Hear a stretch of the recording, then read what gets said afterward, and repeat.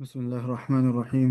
الحمد لله رب العالمين، والصلاة والسلام على نبينا محمد وعلى آله وصحبه أجمعين، أما بعد. So we're on Hadith number 34 and Hadith number 35 today, inshallah. Quickly before we continue, just some quick revision, inshallah, regarding the last lesson. So Hadith number 31 was talking about az-zuhd. What is az-zuhd? Hearts attached to the akhirah. What's different is zuhd and wara'?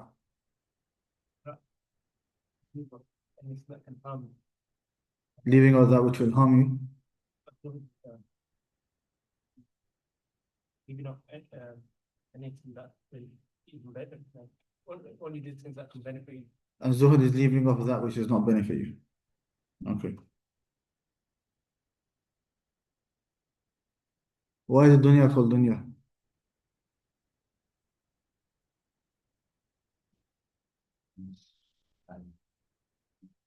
Not weak. Low, yeah. Center. Uthman, what are the three types of zuhd that Imam Ahmad mentioned?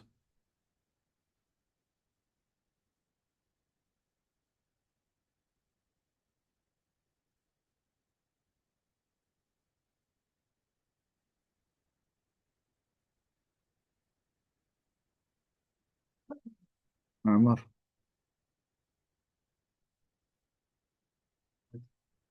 Everything that causes the anger of Allah.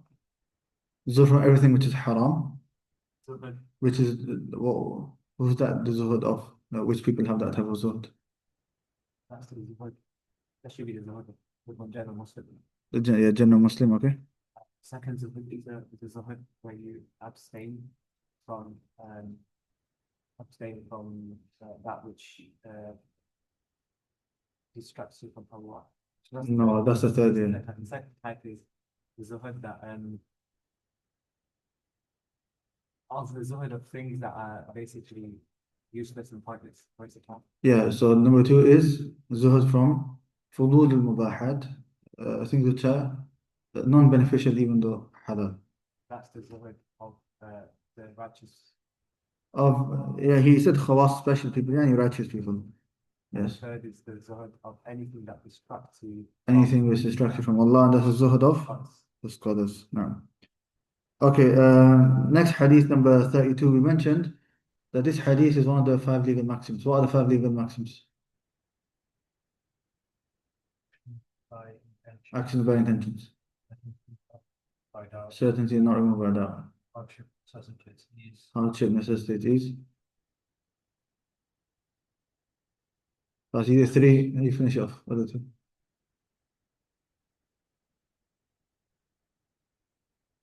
Anyway, what one's this hadith? Will you tell me?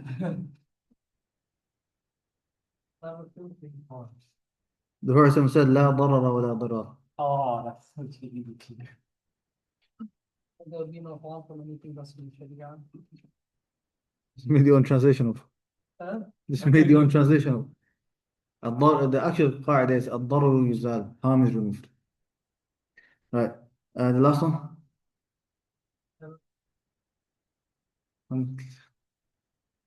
عرف. Customs of the people. Okay, so sometimes the custom of the people will be taken into account when it comes to Islamic rulings, like who's a traveler and not traveler. Okay. Yeah, so العادة محكمة, that the customs of the people is taken as a ruling. What's the difference between ضرر and ضرار, the two words? Hadeeth. Can you catch up? Yusuf, do you remember? Do you take notes? Yeah, just open, just down. Akram. Some scholars say there's no difference. Well, some scholars say no difference, but well, it seems like there is a difference.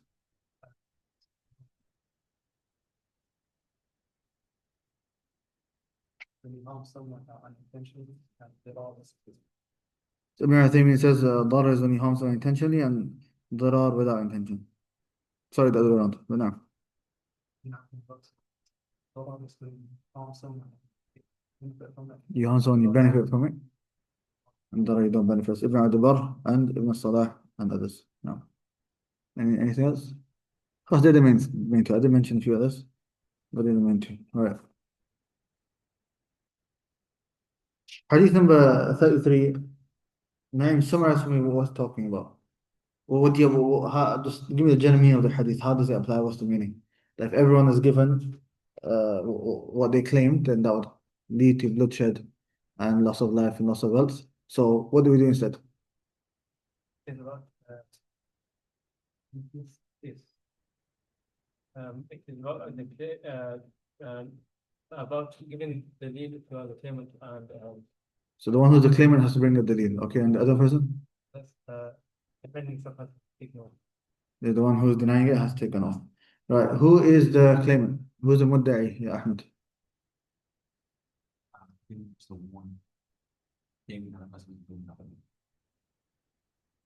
We mentioned two things. All right. Okay. So I accuse someone of something not in Athman? You just made up on the spot. You didn't check your notes or anything like Like someone against the power. that. That's one of them. You go against the apparent or you go against the asl. You're claiming something which is against the apparent. What's the other one? First one is right. The one who is claiming is the one that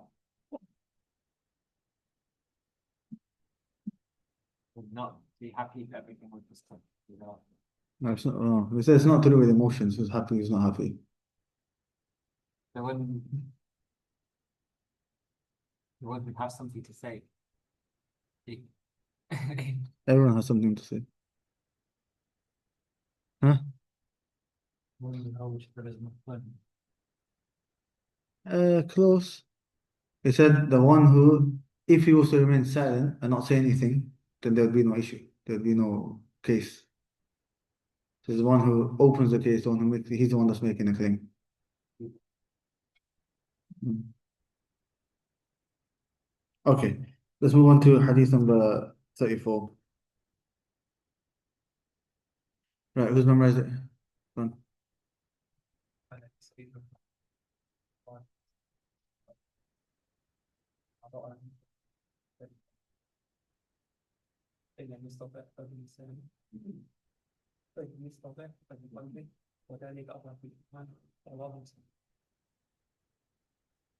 Ahmed?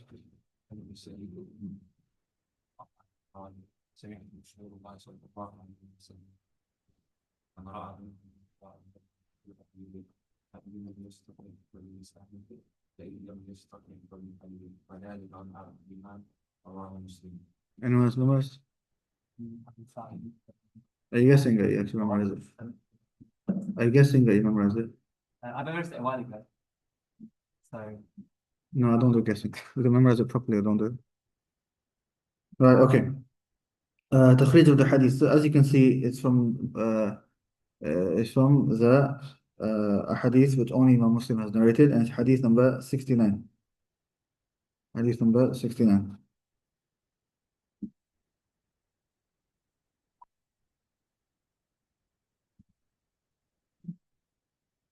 And this hadith, we're going to mention something called Sababu at-Tahdith. Do you guys remember what Sababu at-Tahdith is?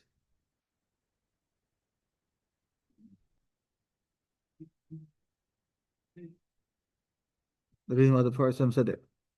No. The story that's behind it.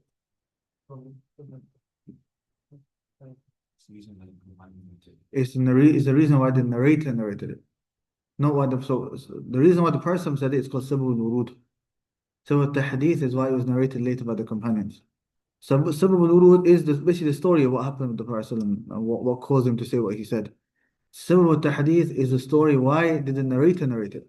Like for example, right now, what's the reason we're going through this hadith? It's part of the book. Right, that's Sababu at-Tahdith. Right? What would be Sababu al-Wurud? Whatever happened in times of the Prophet that caused him to say it. So here there is a Sababu at-Tahdith where um, one of the narrators started, he said, أول من بدأ بالخطبة يوم العيد قبل الصلاة مروان.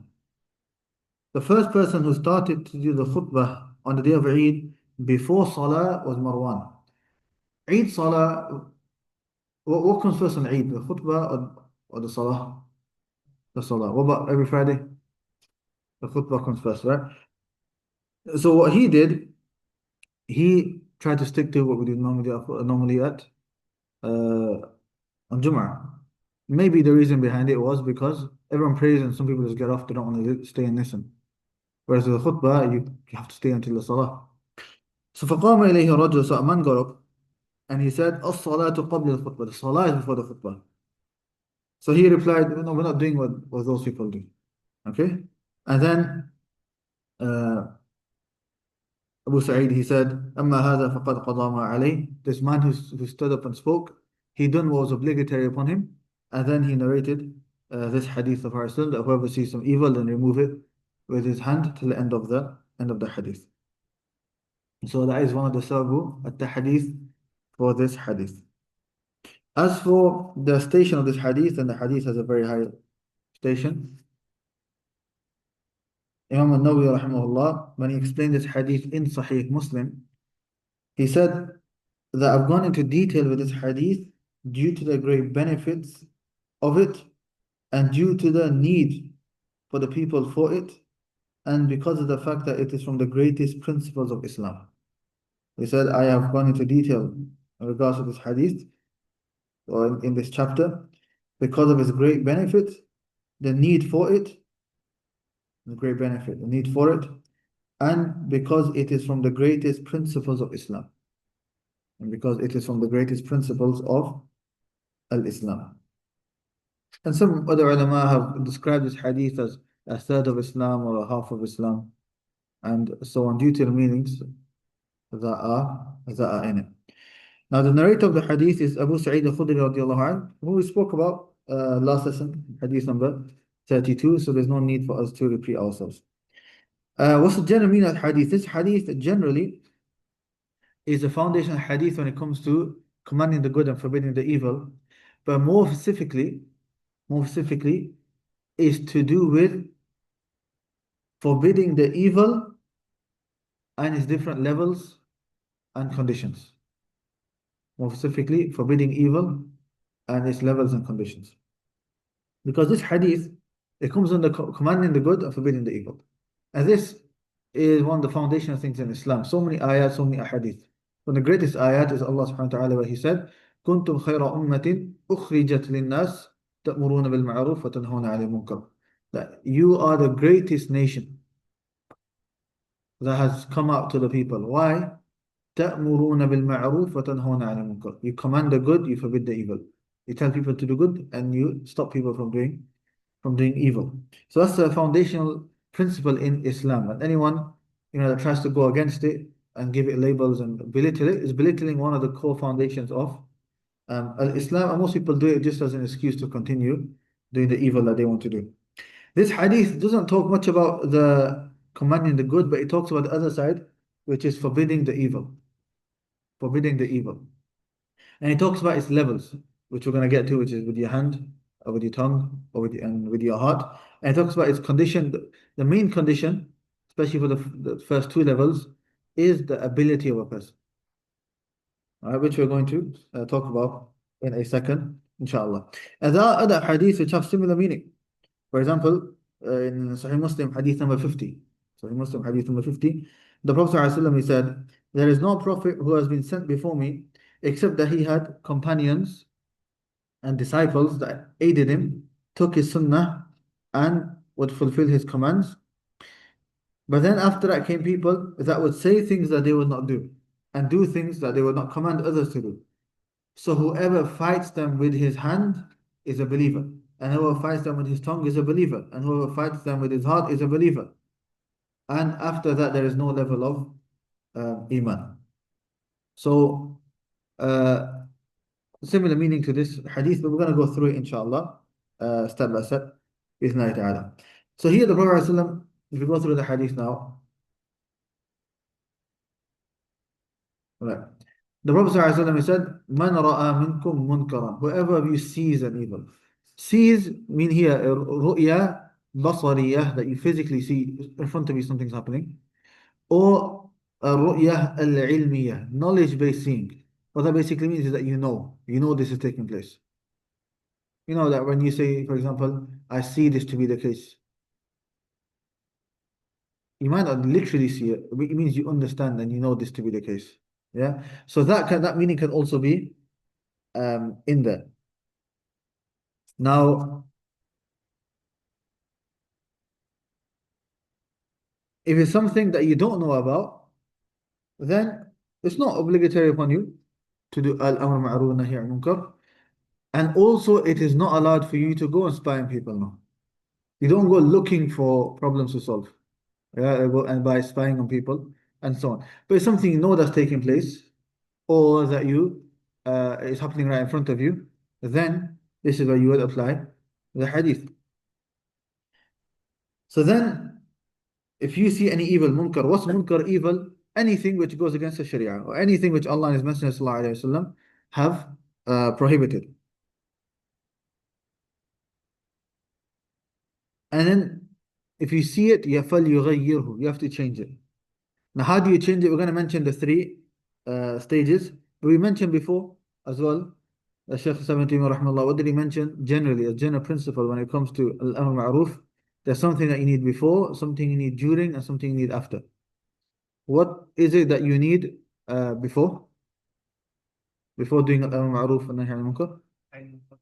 Knowledge before, ilm qabla. What do you need during it? That's after it. Yeah. Not wisdom. Rifqun. Yeah, gentleness.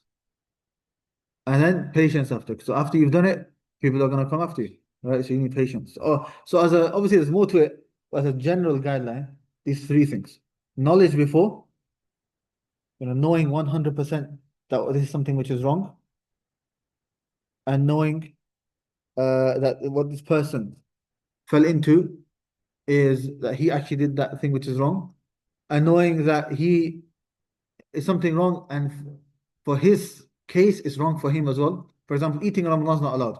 If somebody's traveling, it's allowed, right? Something which is not allowed, but for that person, it's allowed. So, knowledge of all of these things. Also, from the things uh,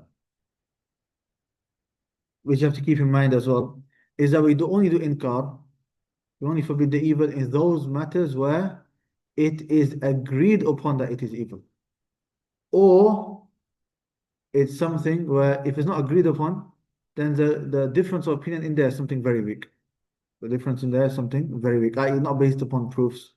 So even though scholars said it, just because scholars said something doesn't mean it's acceptable. It's only acceptable when he said something based upon a proof, a dalil.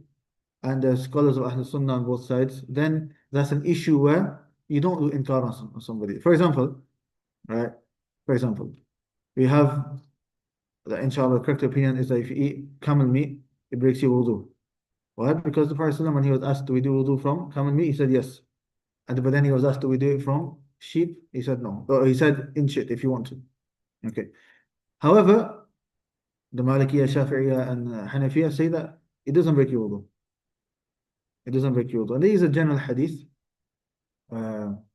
but this hadith is specific. So we say the specific hadith is given precedence over the general hadith, and therefore it breaks your wudu, and that's stronger according to the dalil. However, if somebody takes the other opinion, you don't go doing inkar of that. You don't go refuting him, you don't go rebuking him. Why? It's an issue where people differ over.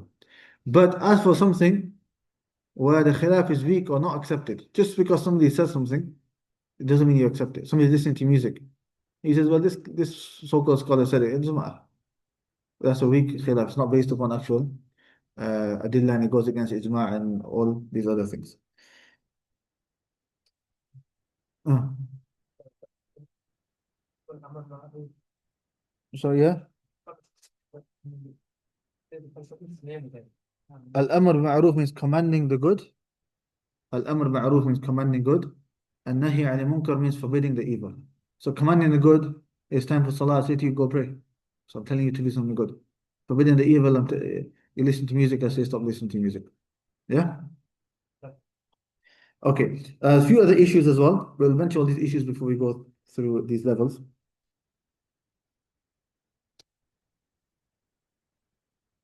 There are 4 situations when you are forbidding the evil. There's going to be 4 situations, okay? The first is by you doing so, you know, either you know 100% or they say يغلب على ظنك. يغلب على غلبة الظن means most likely. You think most likely. You're 90% sure, for example. Right? Because obviously you don't know the future 100%, but most likely. By you doing الأمر معروف والنهي عن المنكر, it's going to cause that evil to be removed. Somebody listen to music. لا, if I use the word غلبة already, don't use it again. يغلب على الظن, or it's known as غلبة الظن.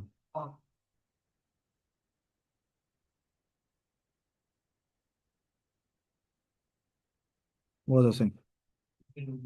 نعم, the evil will be removed. So Naeem listen to music. So I say stop. I'm gonna say to him, stop listening. I know, because he's in class. Right? He has a bit of shut up. He's not gonna argue or anything. He's just gonna stop. Yeah.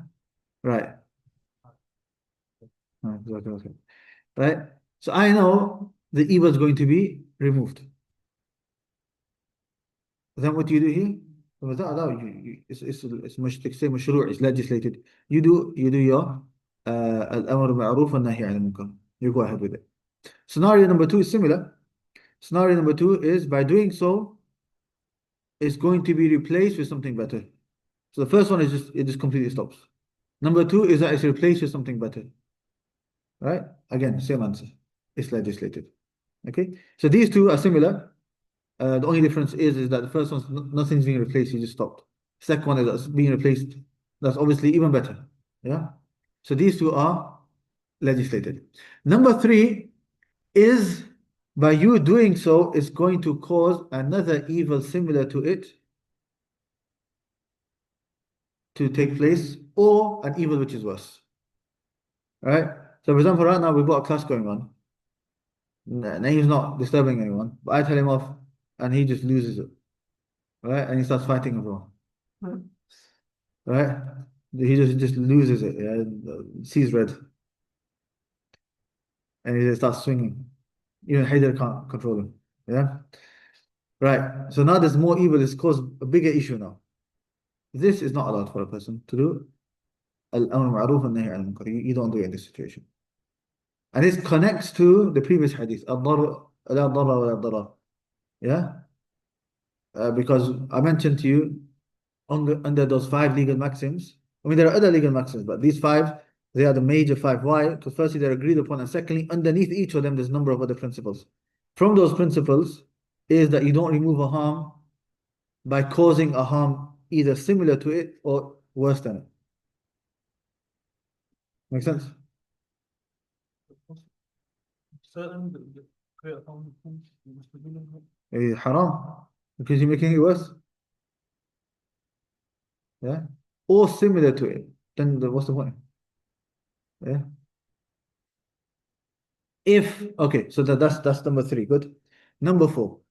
Number 4 is by you doing so, it's not going to be fully removed. Nothing better is going to replace it, but it will make the harm less. The harm is still there, but it becomes less. So, for example, he was listening to it out loud. So I told him off. He didn't turn it off, but he disconnected his headphones and just he's listening to it. What do? You do it then. However, it goes back to the ijtihad of a person. You have to be very careful, right? You have to weigh up, is it actually less or is it the same? You have to just be a bit more careful. But yes, as a general rule, yes, that's what you do as well. In simple terms, if you want to summarize in a sentence, is if you know you can make that evil less or remove it or replace it with something better, then you do it. If another harm similar to it is going to come or something worse, then you don't. Is that understood? Right, okay.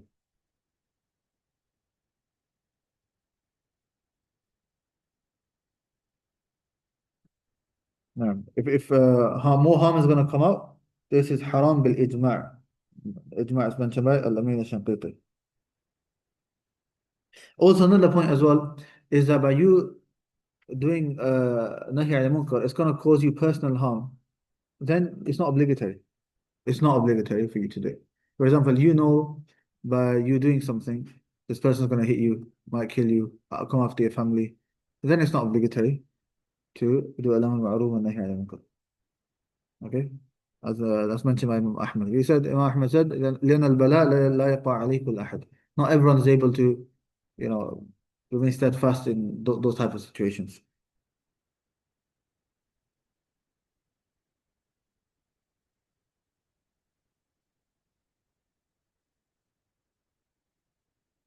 Okay. Okay, so if we now go to the three levels, if you can remove something, if you see something, if you see some evil, then remove it with your, then you have to change it. Number one, biyadih, with your hand. Now the hand doesn't mean physically fighting, right? It just means you do something about it. Okay? So that differs from situation to situation. But this is normally only applied to those that have authority to do so. For example, if somebody is the leader or the king, he have the authority to do so. Or the father in his household, or the teacher with his students, right? In those type of situations, then he can use his hand. For example, let's say you do an exam, somebody's cheating, I can go and strip up their paper. I can physically do it, right? But you don't expect a random person to come in and do that. Yeah?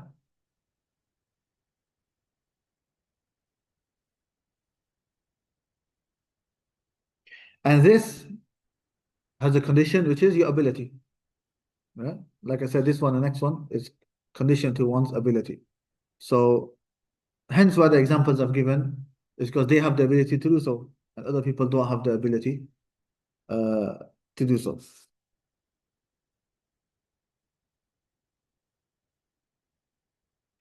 And then after that, فَإِن لَمْ يَسْتَطِعْ, if you're not able to, then فَبِلِسَانِ, if you're not able to, then change it with your tongue. What does it mean by changing with your tongue? You say it. You advise that person, or you tell him off, depending on the situation.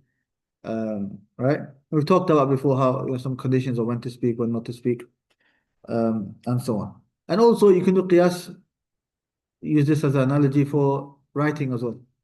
So texting on WhatsApp, writing something on social media will also be included in your tongue, because the legal maxim as well, al-kitaba kal-khitaba. Writing is like speaking. Right? It takes the same rulings. So just as, let's say you speak to someone, you start by saying Assalamu alaikum. Likewise, when you speak to someone online, you should also start with Assalamu alaikum. Al-kitaba kal-khitaba. And just like somebody has to reply, then you have to also reply. There is a discussion then, do you have to also write wa alaikum assalam or assalamu alaikum? Actually, you have to write it on the text as well, or if you just say it out loud, is that enough? Ibn Hajar says just saying it is enough, but nonetheless, it's always best to write it because the person doesn't know. Yeah? Okay, so a person does it with his tongue. Again, the condition to this is the ability. So if you know by you saying something is going to cause harm to you and so on, then don't say anything.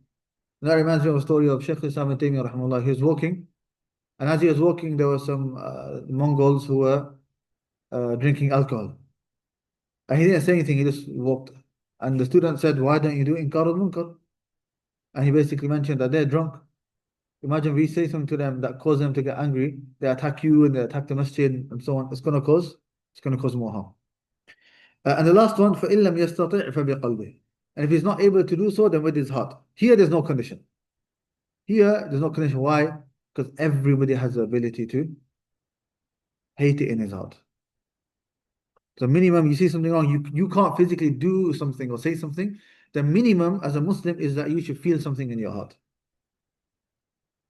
In the Quran, وَقَلْبُهُ مُطْمَئِنٌ بِالْإِيمَانِ. You know, when some Sahaba were being prosecuted and they were being tortured, and they were being tortured and forced to say certain things, and they were told to curse the Prophet ﷺ, and they did so, and then they told the Prophet ﷺ that we cursed you because we were forced. The Prophet ﷺ said, if that happens again, say it again, no problem, because you're being forced. What was the condition? وَقَلْبُهُ مُطْمَئِنٌ بِالْإِيمَانِ. Their heart was full of iman. So in your heart, nobody has power uh, over your heart. So in this scenario, the minimum requirement is that you have to at least hate it with your heart. And there's many statements, like Ibn Mas'ud radiallahu anh, he heard somebody say that whoever does not command the good or forbid the evil, then he is a person who's destroyed. Ibn Mas'ud radiallahu anh, he said, the one who's truly destroyed is the one who does not command the good and the evil with his heart. He's the one that destroyed. Why? Because the other two levels, with your hand and with your tongue, not everyone has the ability to do so. But this one, everyone has the ability. And then he says, I fear that a time will come when you're not able to. A time will come when people, people will see an evil, but he's not able to actually change it. So he says, look, the ability might not be there, but the minimum everyone can do is hate it with his heart.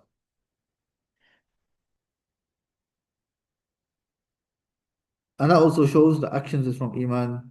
It also shows that Iman goes up and the next part is going to show that Iman goes up and down, which is a statement of the Prophet where he says, وَذَلِكَ أَضْعَفُ الْإِيمَانِ, and that is the lowest level of Iman. Now this doesn't mean it's the lowest level of Iman that whoever does this, his Iman is low. No. It just means in comparison to the other two levels, this is the lowest level. Doesn't mean that a person's Iman is necessarily low. For example, you got two people. One's 70 years old, the other one's 80 years old. You say the one who's 70 is smaller than the one who's 80. Does that mean the one who's 70 is small? Does it mean he's a kid? It doesn't mean that. But in comparison to the one who's 80, he's smaller or younger. Yeah. So same thing here. In comparison to the other levels, it's not as high as those levels, but a person still has that, he still has Iman, and it doesn't necessarily mean that his Iman is low. No. So that is in regards to this hadith. Also, we can mention that Ibn Uthaymin rahimahullah mentions the benefit, and he says the Prophet ﷺ gave the authority to the whole ummah to do al-amr ma'ruf and nahi 'anil munkar. But obviously, according to the details we mentioned, according to the conditions and the ability that person has. It doesn't mean you're only allowed to do it if it becomes your job. Like in certain countries, you'll have certain people designated to go out and if they see any evil, to stop people doing evil. But if a normal person on the street does it, that doesn't mean you can't turn around and say, oh, it's not your job. The Prophet has given that authority to every single person. Right? You see a Muslim doing something wrong, yeah, you can go up to him and tell him that it's something wrong. The only time you don't is if you don't have the ability to do so, whatever the case may be. You actually don't have the ability yourself, or it's going to cause more harm, then you don't. Otherwise, the person should speak. Right? Now, okay, move on to the next hadith. Who's memorized 35? You got a question? Is it a command upon us to do that? Yeah. Yeah. If you see something evil, you should. Okay, person, فَلْيُغَيِّرْهُ. In Arabic, that's lam al-amr. It's a commanding. That lam, every letter in Arabic has a meaning. That lam is a commanding. It shows it's a command. We're commanding to do it. Yeah. We make the tailor without, and we don't do the command, then we are sinful alone. If you don't have any of the three levels, And we don't do not so you don't even have it in your heart. we don't even do it without it. Obviously, if you don't do the others, you're not gonna. If you don't have it in your heart, you're not gonna do the others. Then a person should fear for his iman. Yeah. No. There's a question. Some people say, what if I hate it? Can I still sit with those people? Ibn Uthaymin rahimahullah, he says, if you truly hated it, you wouldn't sit with those people whilst they're doing the action. Whilst doing the action, obviously, elsewhere, everyone sins, so you can't use it elsewhere. No. But when it comes to like the desires, specific example, Yeah, we talked about this when we talked about Iman. That when you do a sin, are you talking about the state of the heart whilst doing the sin? so I'm thinking that, see, let's say someone that used to be alcoholic, for example, and since someone to give a second, since someone that must be with a good alcohol, Yeah. and obviously you want the person to stop. He gave it such a lot of evil that in his heart that he feel that He's not inclined to like when he could used to do before. You know what I'm saying? Stuff. So he feels what? Huh? Not that he wants to do it. He wants. Not that he wants to do it, but they didn't pay it in the sense. And he knows that it's something wrong and shouldn't be done. Right? Don't do something wrong, you want it to stop. Yeah. No.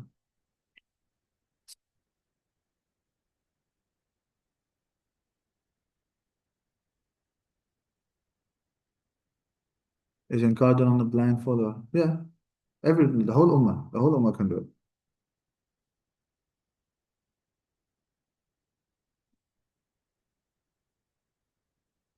Right. Hadith number 35. Huh? Akram. No, done it. Why not? You don't have time. Okay, anyone remember it? Go on, Ahmed. عن أبي هريرة رضي الله عنه قال قال رسول الله صلى الله عليه وسلم لا نحاسد ولا ننام أشهد ولا تنام ولا تنام ولا يبيع بعض على بيع بعض ولا يظلم بعض ولا المسلم أخو المسلم لا يظلم ولا يخذل ولا يكفر التقوى رحمه ويشير إلى صدره ولا تمرض بحسب امرئ من الشر أن يحقر أخاه المسلم كل المسلم على المسلم حرام دم مال وعرض رواه مسلم. Okay, أحسنت.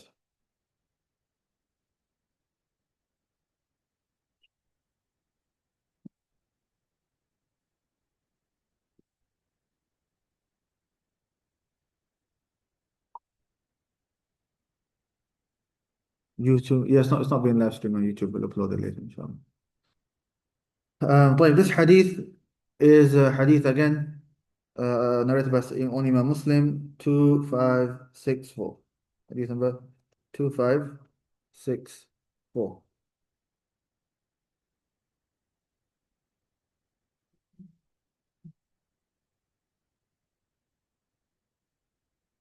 Who remembers what it's called when only like Imam Muslim narrates it or only Bukhari narrates it?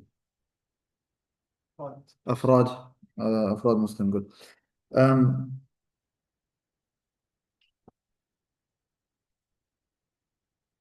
As for hadith benefits, there's the one wording in this hadith, وَلَا يَكْذِبُ. That is not in Sahih Muslim, but that's in Tirmidhi. The word وَلَا يَكْذِبُ is not in Sahih Muslim, but that's in Tirmidhi, 1927. 1927. The status of the hadith, at a very high status, Imam Al-Nawawiyyah rahimahullah, he said, ما أعظم نفع هذا الحديث وأكثر فوائده. ما أعظم نفع هذا الحديث وأكثر فوائده. Whatever ما is this? عمر. ما تعجب, good. Translated. ما أعظم نفع هذا الحديث. Yeah, what is great or how great is the benefit of this hadith? Yeah. What's that? What's that from? Which word is it from? فوائد.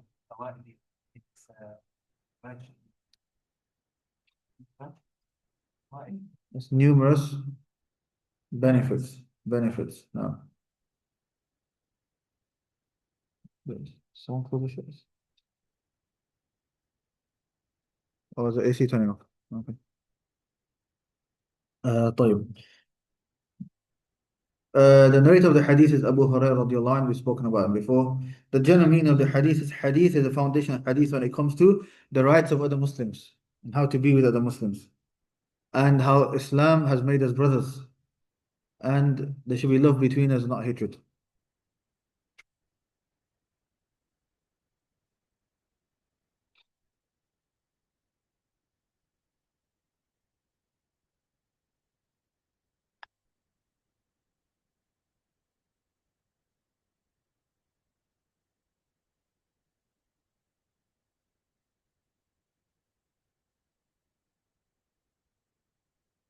طيب, so if we go through the hadith, The first part, لا تحاسدوا.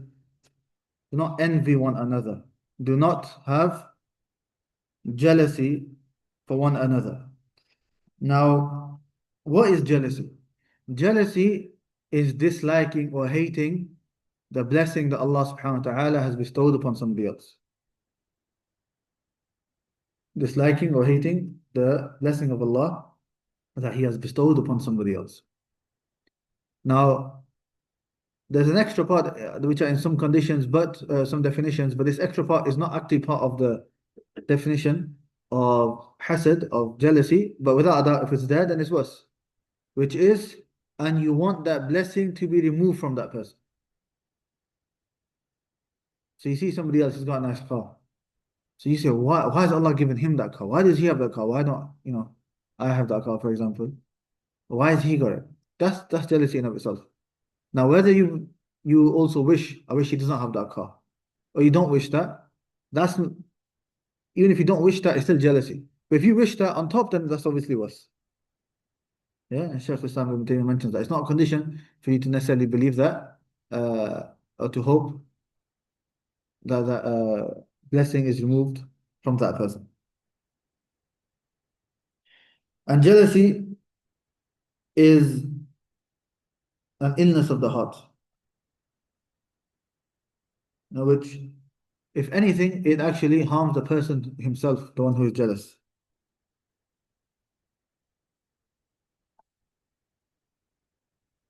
And the reason jealousy has been made haram is for a number of reasons. I mean, there's many hadith regarding jealousy, but the reason it has been are many. Number one is that it is opposing the decree of Allah. It is opposing the decree of Allah. Allah subhanahu wa ta'ala is the one who decreed that this person gets X, Y, and Z. So you're going against it. In other words, you are saying that why has Allah done this? Allah shouldn't have done this. Allah did something wrong. Na'udhu billah, and that's what basically you're indirectly saying.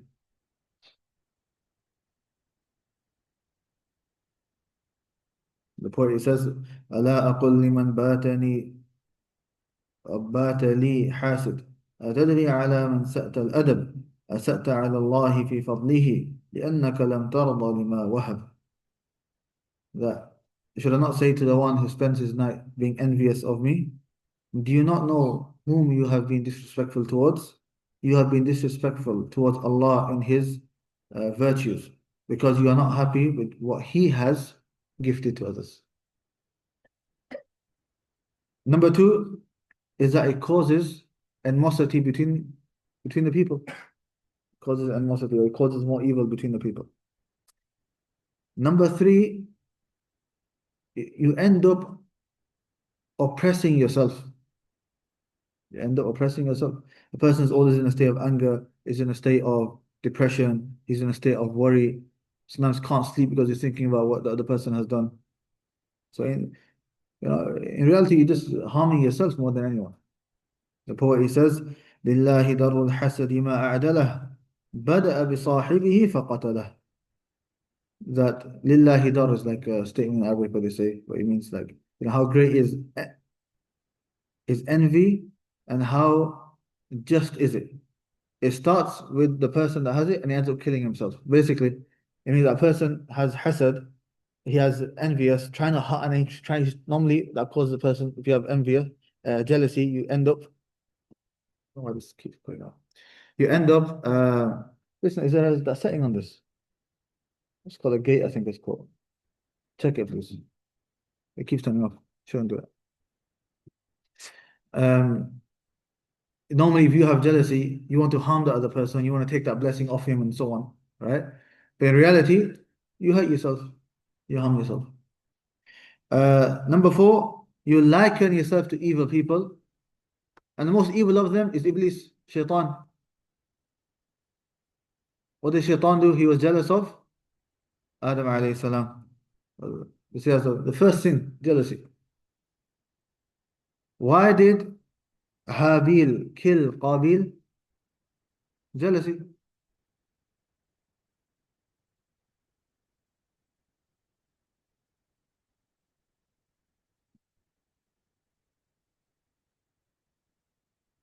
Now, so these are a few reasons why it has been made haram. You can't, your jealous of someone is confounding even evil life. Evil eye is not just restricted to jealousy. You could be a well-wisher. You could be someone that loves this person. That's not restricted to jealousy. طيب, Shaykh al-Islam ibn Taymiyyah rahimahullah, he mentioned something. He says, وَمَا خَلَا جَسَدْ مِنْ حَسَدٍ ولكن المؤمن أو الكريم يخفي والمنافق يبديه. There is no body which is free from jealousy.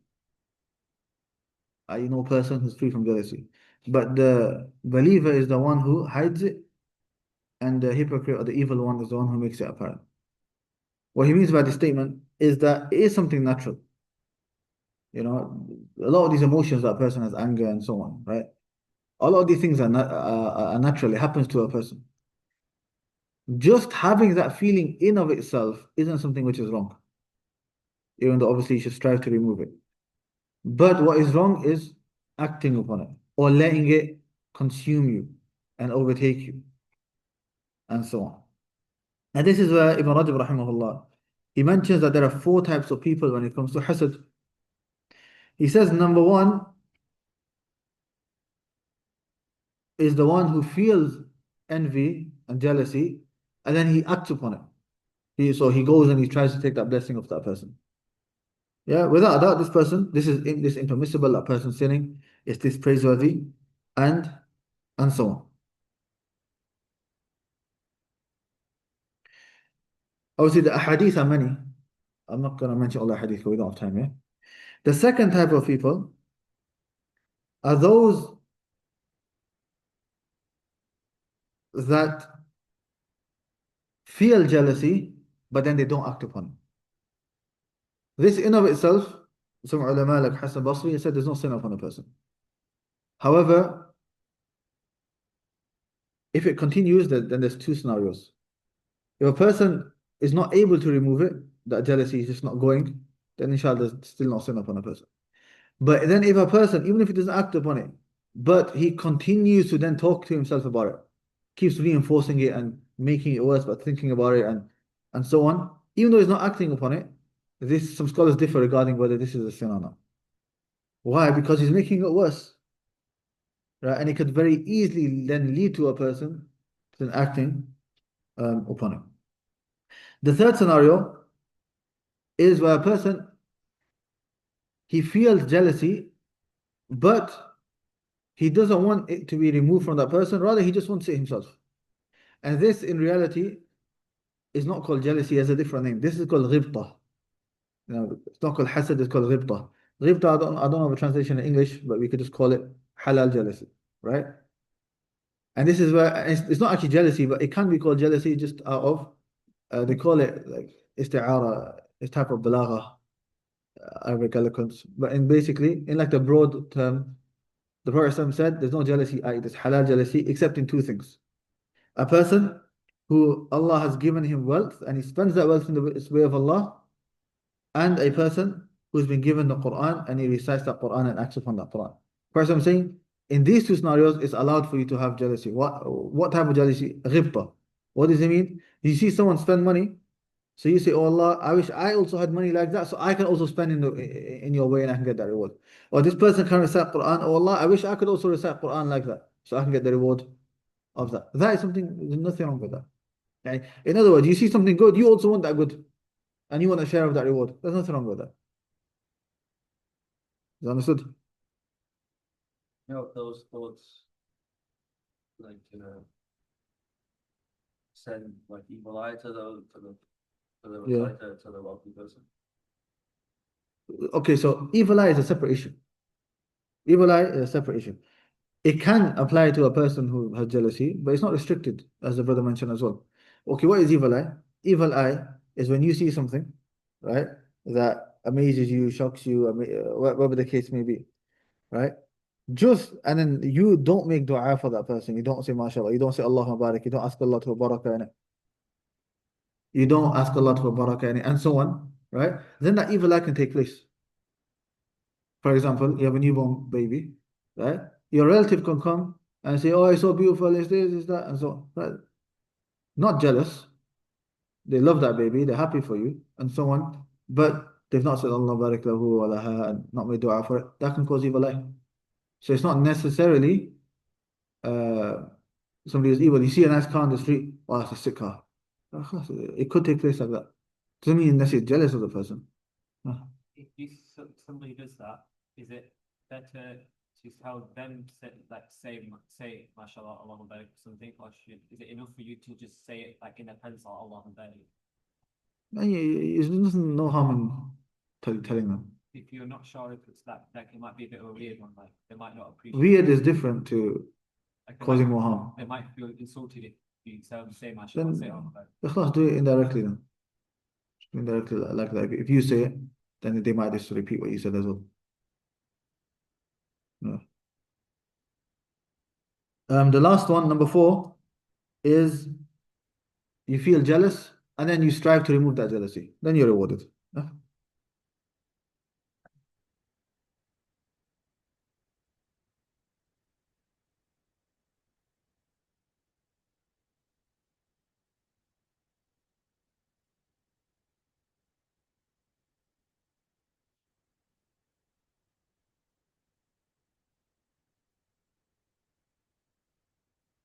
Okay. Then after that,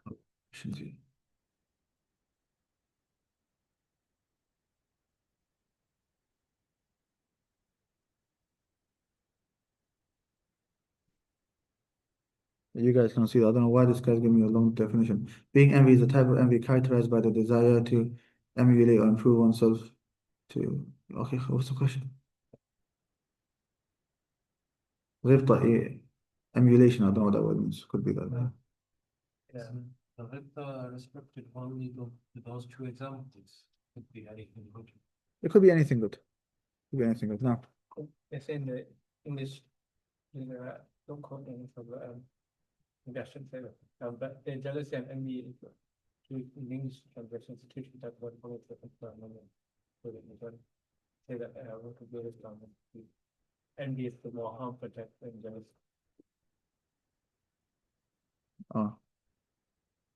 there is a slight difference in English between envy and jealousy. Trying to say, But what is the difference then? as I say, No, he's giving something else. He said something else. Is it enough to say mashallah? You have to say Allah barik. The hadith says barakah. Mention barakah. But you could say mashallah as well. That's enough to get away. Inshallah. It's better to say barakah though. That's just mentioned specifically. But then if you use the ayat in Surah Kahf, say mashallah la quwwata illa billah, inshallah it's okay.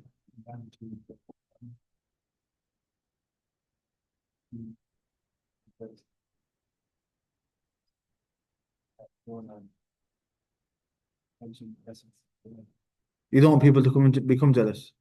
You only mention it then. So first you mention it only to show the virtue of Allah subhanahu wa ta'ala, not to show up and so on. But then only mention it in those areas where you know there's not going to be more harm. If there's more harm, people could get jealous, then don't mention it. So if you've done that, you've made some achievements and so on, don't mention it to every single person. But a lot of people are jealous. The poet in Arabic he says, إِذَا رَأَيْتَ نِيُوبَ اللَّيْثِ بَارِزَةً فَلَا تَظُنَّنَّ أَنَّ اللَّيْثَ يَبْتَسِمُ. If you see the canines of the lion being apparent, don't think the lion's smiling at you. Don't think, Salama, why are you okay? Well, he's ready to eat you. Yeah? No.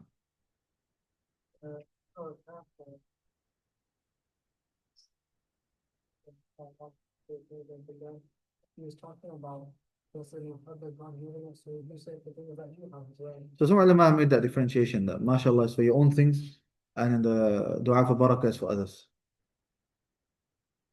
You can, it's an ayah. Right.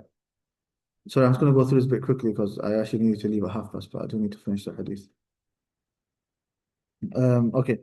وَلَا تَنَاجَشُوا. The next part is تَنَاجَشُوا. Now, تَنَاجَشُوا, it says inflate prices for one another. It's from the word najash. Now, najash means to cheat, basically. Now, najash so the literal meaning is that, but it also refers to a specific type of transaction. And what specific type of transaction is it? It's where you raise the price, or you give a higher price Not because you want to buy it, but because you want to harm somebody else. For example, I come to Naeem to buy something. It costs £50. I say I'll buy it, and then Haider is next to me. Haider will say, no, I'll buy it for £60. So I'll say 70, and he'll say 80. He doesn't want to buy it. He just wants me to say more. Because maybe he's got a deal with Naeem from before, and the profits get shared and so on. That's not allowed. Why? Because the whole point is to harm this guy and take as much money as he can from this person. Obviously, in an auction, that's allowed. Because if obviously the person wants to buy it. So when you auction with somebody else, I'll buy it for this much, and you buy it for that, and they actually want to buy it, that's fine. But again, if a person just puts his hand up just for the sake of the other person spending more money, that's not allowed. So that's what najash is. However, Ibn Rajab mentions, even though that's what najash specifically is, because the actual meaning of the word is cheating, that the meaning of this hadith is general. Any type of transaction which has cheating in it is not allowed. Yeah? Okay. Then the Prophet says, Wala tabaghadu. Don't hate one another. And somebody may say, well, hating is a natural thing. If you feel hate, how can you be taken into account for that? We would say the same thing for hasad. That don't act upon it. And number two, stay far away from any of the steps that would cause hate. If you know by doing something it's going to cause problems, don't do it. But that also reminds me another thing for hasad, another issue that we could add. What are some of the ways to cure hasad, to cure jealousy? I've mentioned this before. Make dua for that person. Give gifts to that person. Increase your iman in the decree of Allah subhanahu wa ta'ala. I think these are the three things we mentioned last time. Increase your iman in the decree of Allah, make dua for that person, and give gifts to that person. For some said tahabu tahabu. Tahadu tahabu. They give hadiyah, give gifts, and it causes love between you. Also, Ibn Uthaymin rahimahullah says, this hadith has the opposite meaning. Don't hate one another. In there is a command with the opposite. I love one another. Love one another. وَلَا تَدَابَرُوا. Do not turn away from one another. What that means, as it comes in other narrations, وَلَا تُقَاطَعُوا. Don't cut the ties off. Don't migrate and abandon your brothers. Right? We know of the other hadith that it's not allowed for you to not speak to your Muslim brother for more than 3 days. Obviously, that's if you've got a problem.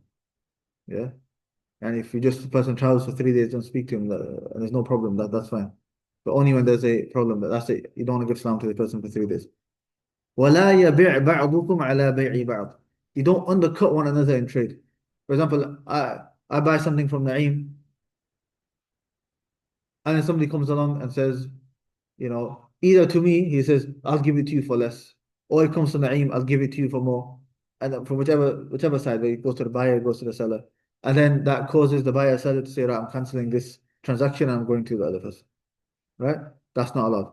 And from this, there's a similar meaning of another hadith regarding marriage, which is if somebody's marrying another girl or the other way around, it's not allowed for a person to go and give another proposal. Like if you know this person is about to marry this person, like we call it engagement now, which is in the religion, it's called khutbah, that you've agreed to marry. Yes, even though you're not fully married, you've agreed to marry. It's not allowed for somebody else to come and propose. Why? It's going to cause problems. Yeah. So it's similar to this. This is in transactions, buying and selling. That's in marriage.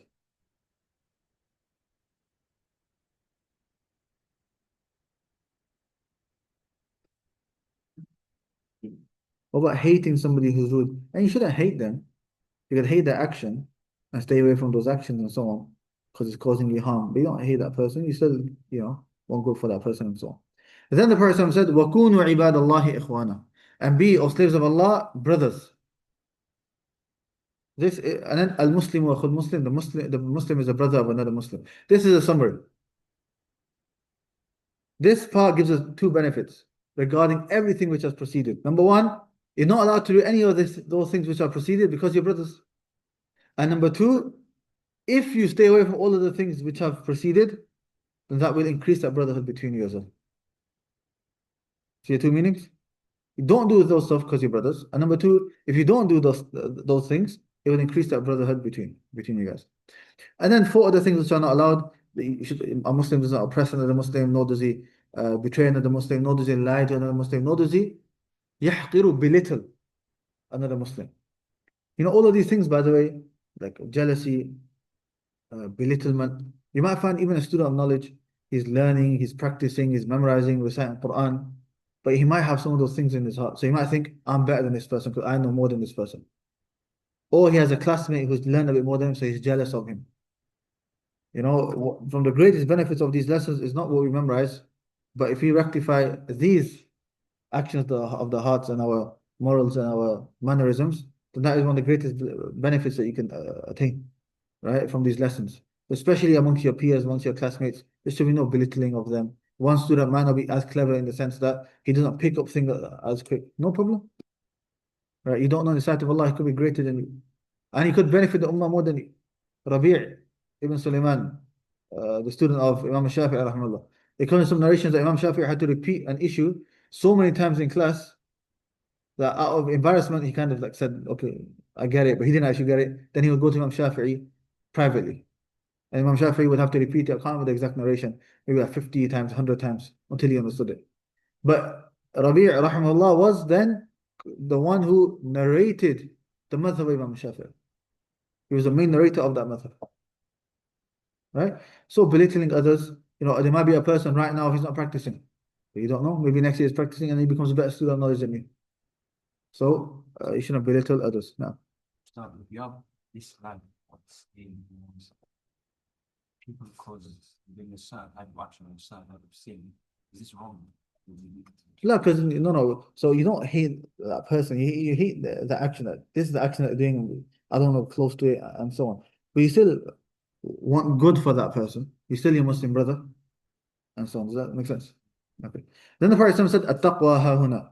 ويشير إلى صدره ثلاث مرات. Three times the Prophet said, taqwa is here, taqwa is here, taqwa is here. In other words, take care of the heart. All these issues, the origin of it goes back to where? It goes back to the heart. And we've talked about the heart, we've talked about taqwa before. Then the Prophet said, بِحَسْبِ مِنْ الشَّرِعِ يَحْقِرَ أَخَاهَ الْمُسْلِمِ. It is enough of an evil for a man to belittle his Muslim, another Muslim. كل المسلم على مسلم حرام. Every Muslim is inviolable for another Muslim. Haram, yani. It's not allowed. It's sacred. What are the three things? His blood, his property, and his honor. So speaking about the honor of a Muslim, backbiting them, whether male or female, is something which is not allowed for somebody to do. And with that, alhamdulillah, we finish this hadith. We'll continue from hadith number 36 next lesson, inshallah. سبحانك اللهم وبحمدك أشهد أن لا إله إلا أنت أستغفرك وأتوب إليك.